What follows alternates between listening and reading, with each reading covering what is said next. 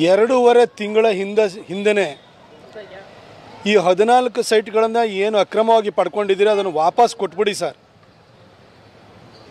ಆಗ ಒಂದು ಮುಕ್ತ ಮತ್ತು ನ್ಯಾಯಸಮ್ಮತ ತನಿಖೆಗೆ ಅವಕಾಶವಾಗುತ್ತೆ, ಪ್ರಕರಣ ತಾರ್ಕಿಕ ಅಂತ್ಯಕ್ಕೆ ಹೋಗುತ್ತೆ.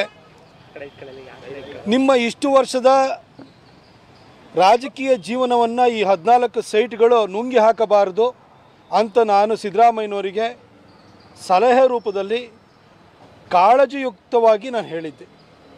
ಆದರೆ ಸಿದ್ದರಾಮಯ್ಯನವ್ರು ಕೇಳಲಿಲ್ಲ.